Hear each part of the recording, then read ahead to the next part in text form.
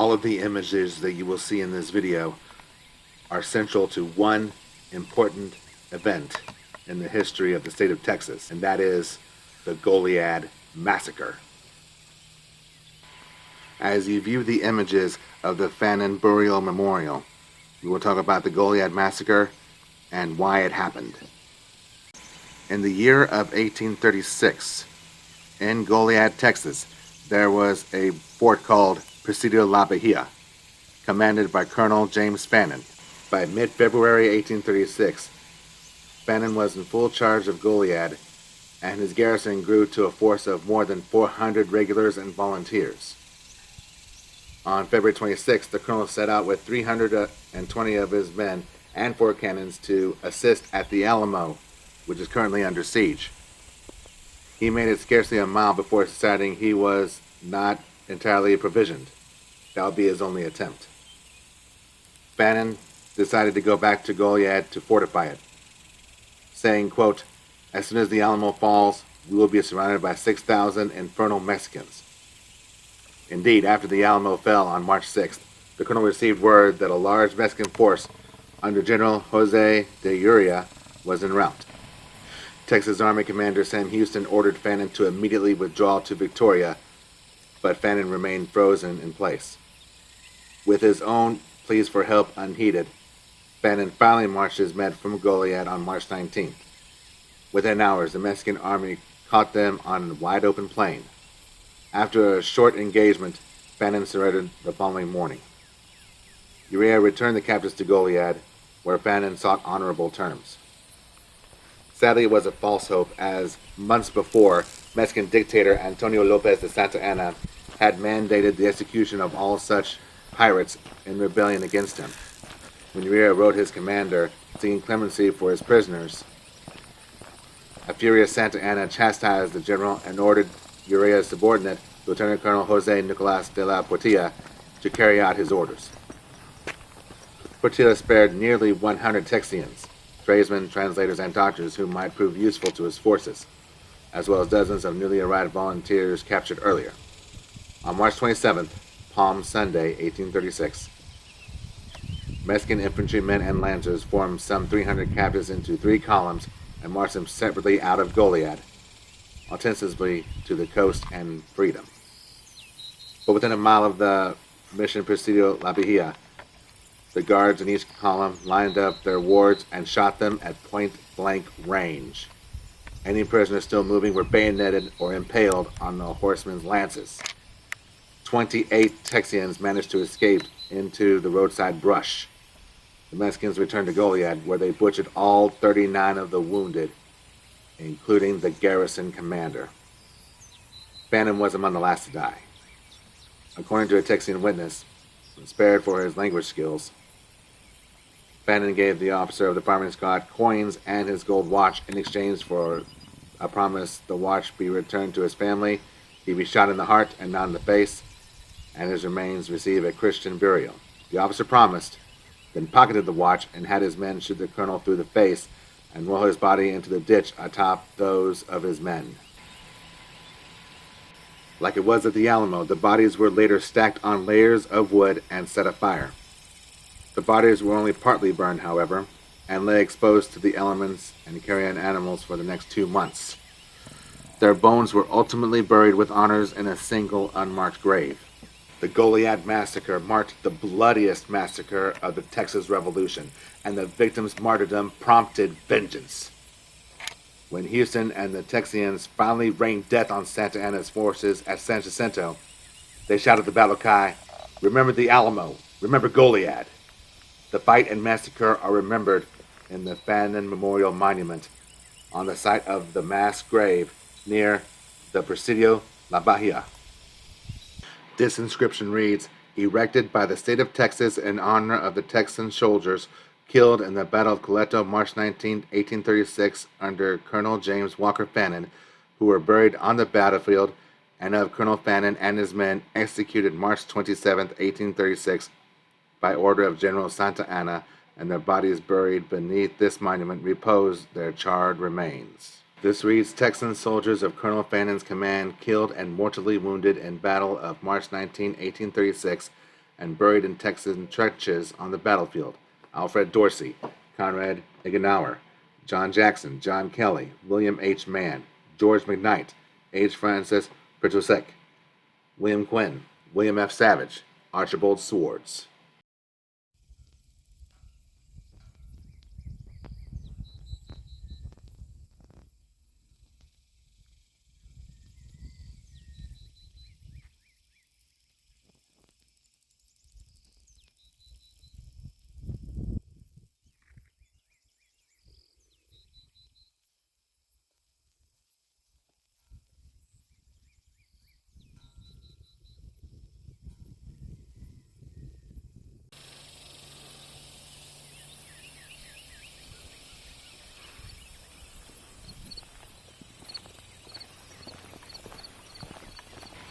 Inside you will see Presidio La Bahia. But before we go there, we have an angel to visit.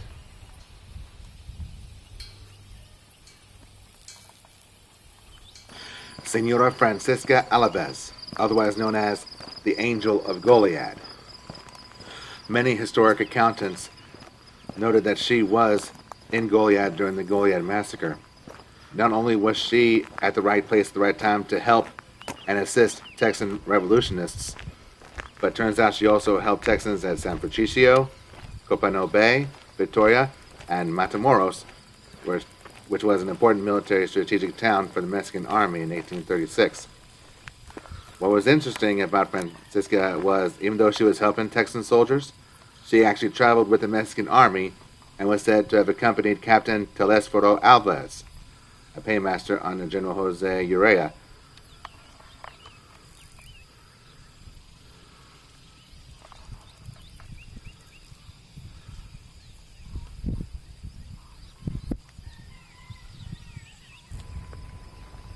According to the Texas Historical Commission, amid the cruelties of the Texas War for Independence, one notable woman committed acts of bravery and compassion. Francisca Alaves, also known by similar names, accompanied Mexican Army Captain Telesforo Alaves to Texas in March 1836. In 7 incidents between March and April, she intervened with Mexican troops under the command of General Jose Urrea to help capture Texan prisoners at Agua Dulce, Copano, La Bahia, Victoria, and Matamoros. On March 20th, Major William P. Miller and 75 of his Nashville battalion were captured as they unloaded their ship at Copano Bay. Alaves insisted that binding cords which cut off circulation be removed and food and water provided. The men were moved to Presidio La Bahia at Goliad, where hundreds of Colonel James Fannin's troops were already held after their capture at Coleto Creek. At least 342 men were taken out of the fort on March 27th and shot under orders of General Santa Anna in what is termed the Goliad Massacre. Alaves helped save the lives of many men, including 16-year-old Benjamin Hughes. Another survivor, Dr. J. H. Barnard, recalled that she pleaded for their lives, helped sneak out some troops at night, and hid some of the men. Her humanitarian acts included tending to wounds and sending messages and provisions to those still imprisoned.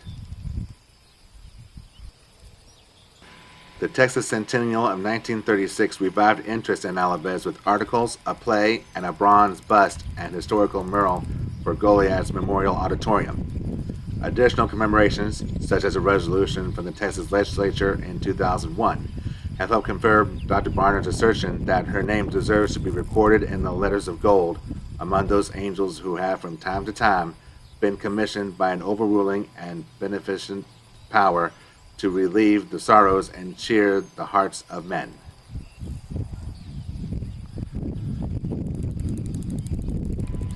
Here is an excerpt from Elizabeth McAnulty Owens.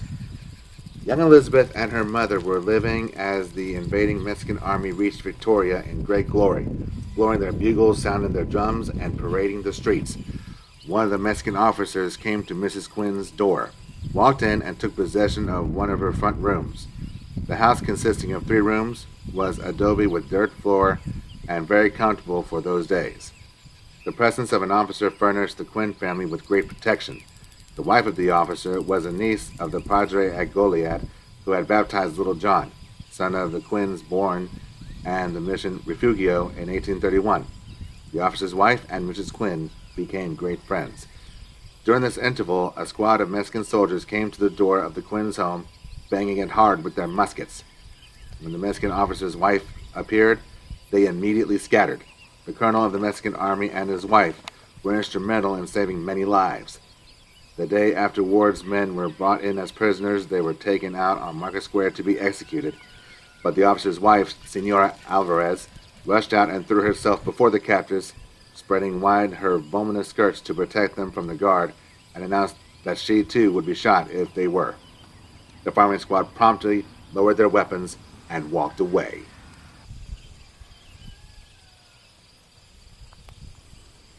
Before we go inside Presidio La Bahia, we're going to take a moment to learn a few things about other central figures in the history of Goliad. Starting with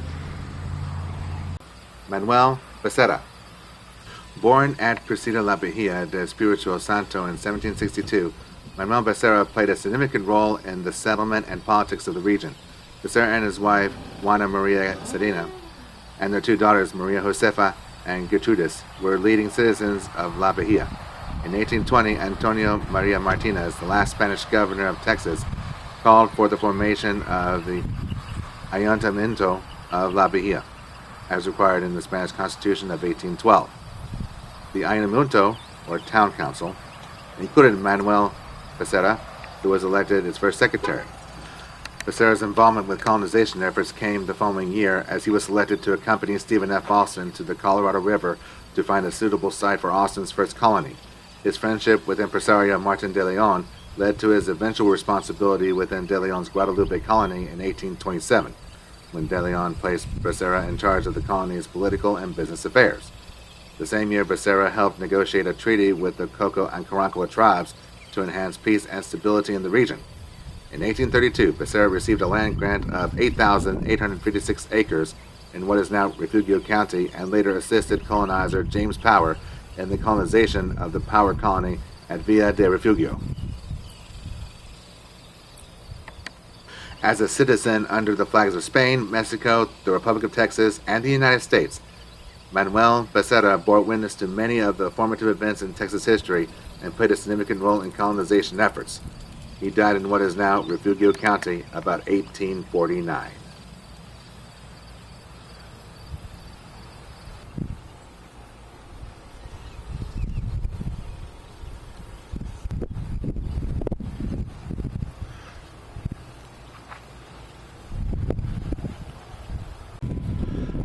General Ignacio Zaragoza. Sadly, my Spanish is not that good, so read at your own will.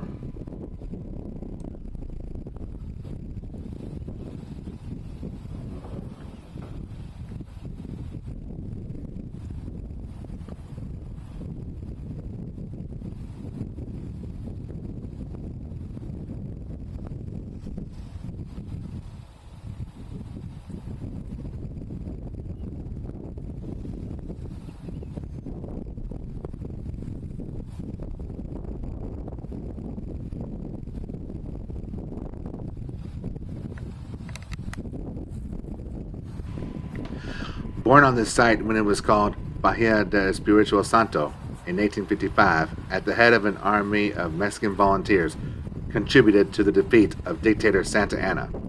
Always the leader in the defense of his country, on May 5, 1862, during the invasion of the French forces of Napoleon and Maximilian, in the Battle of Puebla, he led 4,000 poorly armed soldiers to defeat 8,000 veteran French Juaves.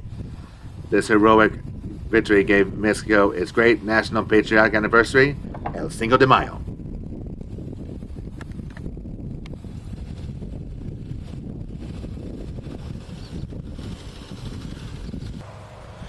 Presidio La Bahia, designated a National Historic Landmark, is considered the world's finest example of a Spanish frontier fort. This is the most fought over fort in Texas history, participating in 6 national revolutions and wars for independence. Spanish, Mexican, and Texas soldiers all garrisoned its fortified walls.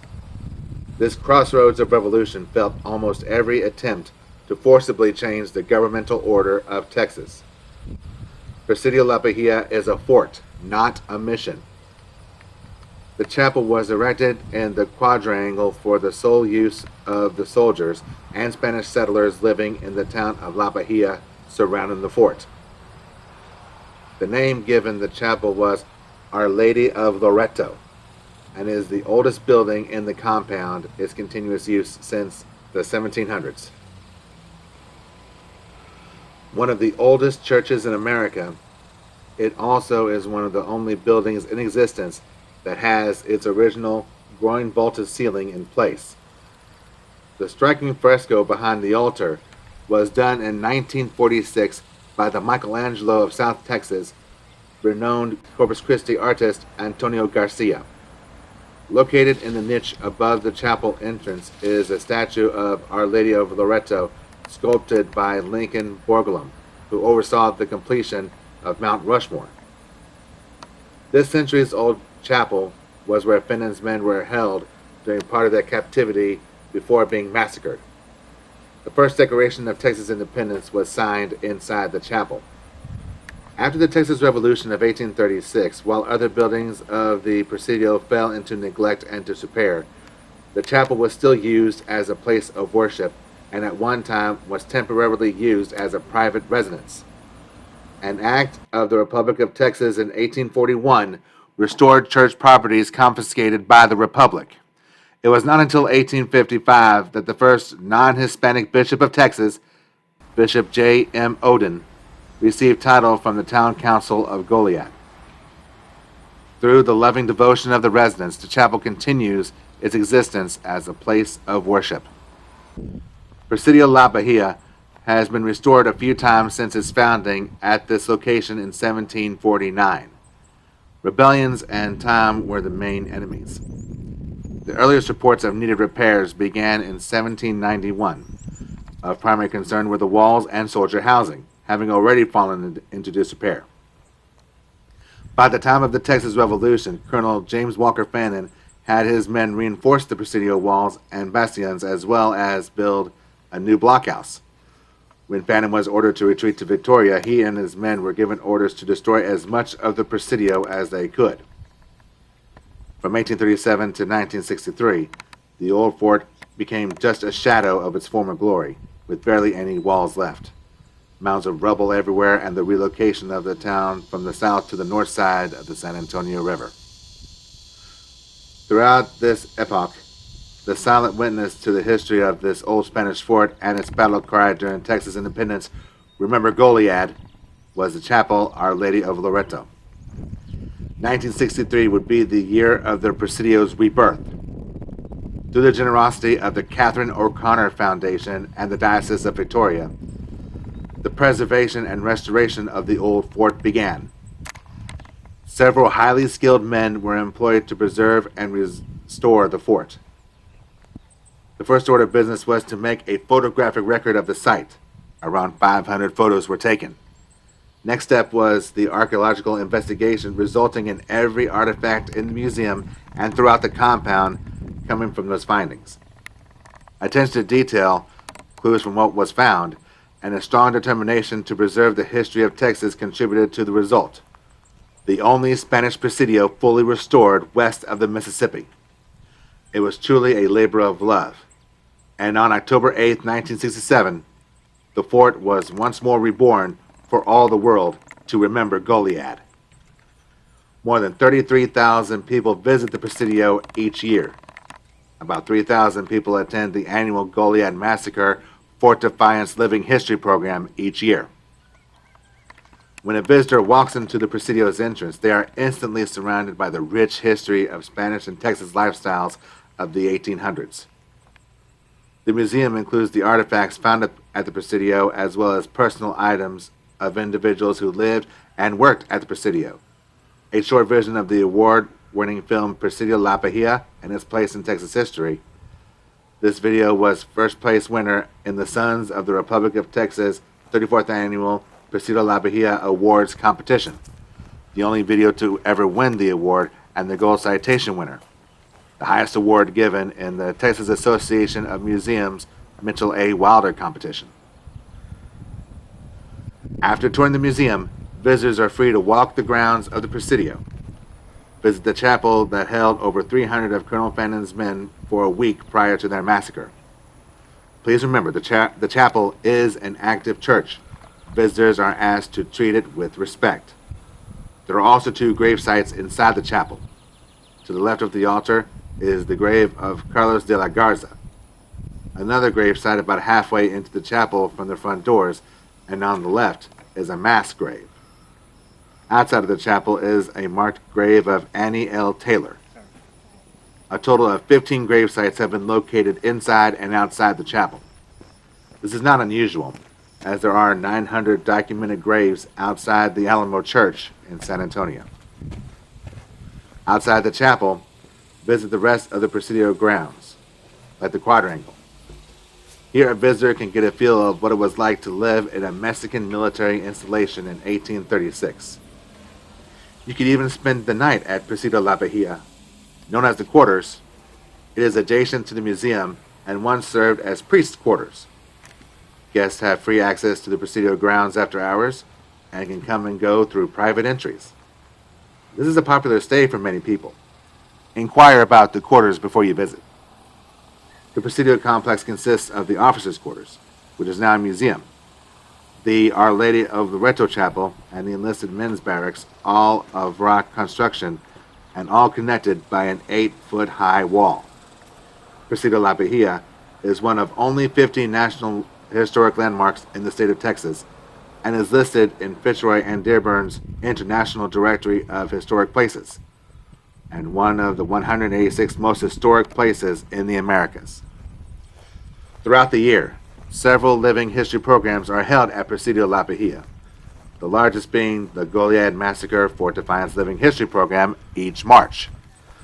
The 2-day event has been a yearly event since 1986, with several thousand people attending.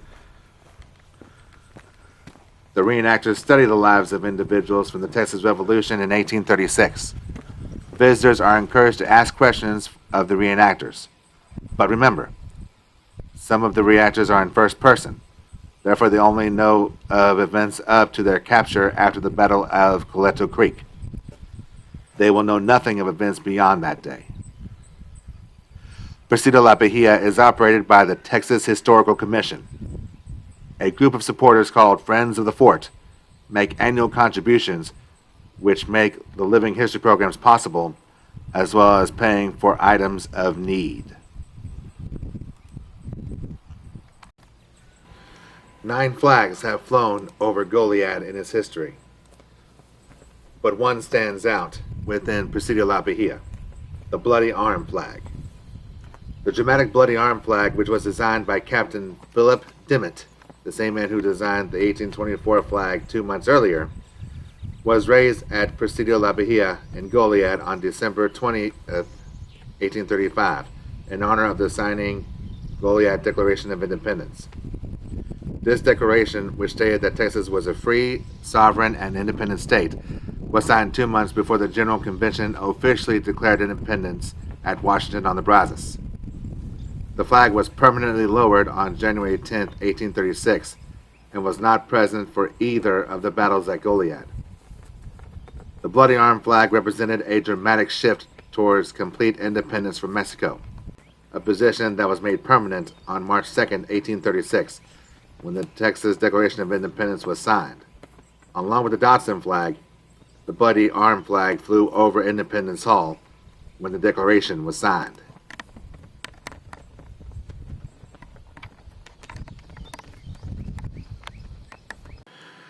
Texas Independence Flagpole displays a replica of banner unfurled December 20, 1835, at signing of Declaration of Independence of Texas from tyranny of Santa Anna's regime in Mexico. That declaration, drafted by staunch early patriots Philip Dimmitt and Ira Ingram, and signed by 92 citizens and soldiers, was later suppressed as premature, but it forecast coming events. A battle flag used 11 weeks earlier, and sometimes called the first flag of Texas, lacked the support of a formal Declaration of Independence.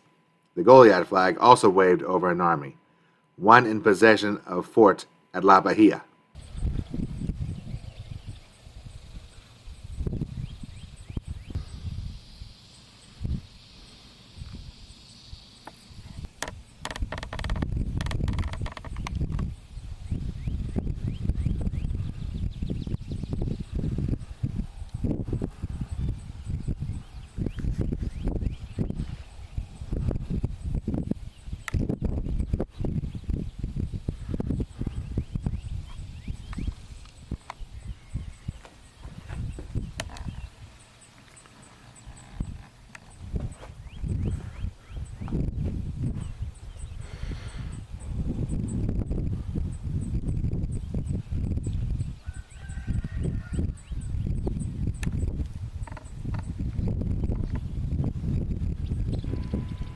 These are just my personal observations, but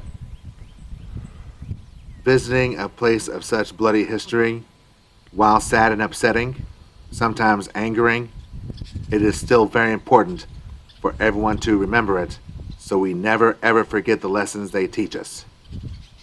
I found this trip to Goliad to be extremely insightful, informative, and worth all of the effort. Driving in from San Antonio to see this was amazing. The drive itself was amazing, but being here and really getting to the heart and core of why Texas became what it is has been surreal. Our next stop on this trip is Gonzales.